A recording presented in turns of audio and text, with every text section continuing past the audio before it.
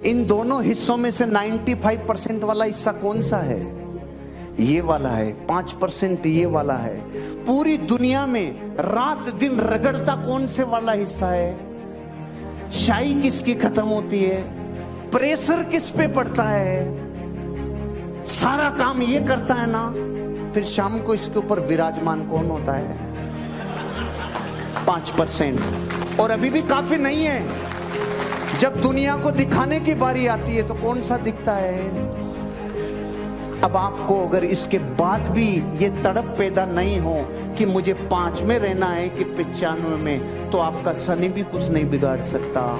इसलिए अगर आज आप तैयार हो तो पहली कसम ये खाओ कि सर आज मेरे पूरे प्राणों से अपनी एनर्जी को इस क्षेत्र में लगाऊंगा कि मैं 95 से उठकर 5 में शामिल हो जाऊं।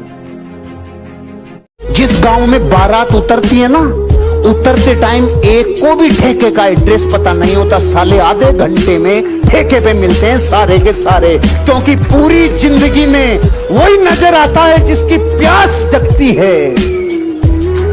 वही नजर आता है जब आपका मकान बनता है ना, तभी आपको लगता है यार इतने मकान बन रहे हैं। अरे बन तो पहले भी रहे थे, तेरा बन रहा है ना, इसलिए तुझे नजर आ रहा है।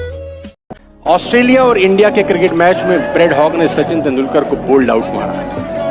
और ब्रेड हॉग नया खिलाड़ी था, लेग स्पिनर था, शेन वॉर्न की तरह गेंदबाजी करता था, और उसको लगा कि मैंने जिंदगी में सबसे बड़ा काम कर लिया, कि मैंने दुनिया के सबसे महानतम बल्लेबाज, जिसको क्रिकेट का गॉड बोला जाता है, उसको बोल्ड कर दिया। और मजे की बात तो यह कहानी यहां रुकी नहीं।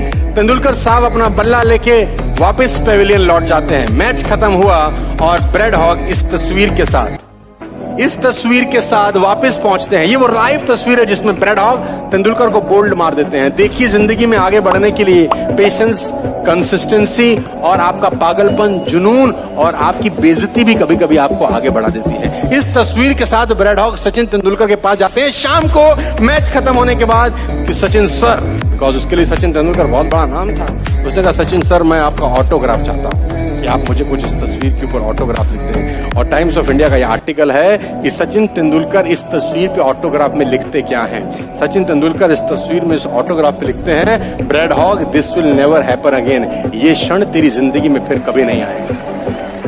ये क्षण तेरी जिंदगी में फिर कभी नहीं आएगा। जा, मैं तुझे लिख। और ये लिखना तो आसान है।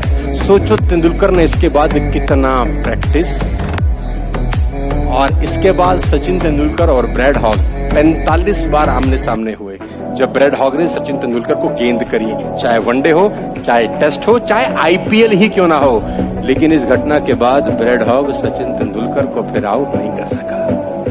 पूरी जिंदगी में ब्रेड हॉग का वो आखिरी विकेट था तेंदुलकर पे, लेकिन लिख दिया वो इंपॉर्टेंट नहीं है। लिखने के बाद जो प्रैक्टिस किया होगा नेट में जाकर,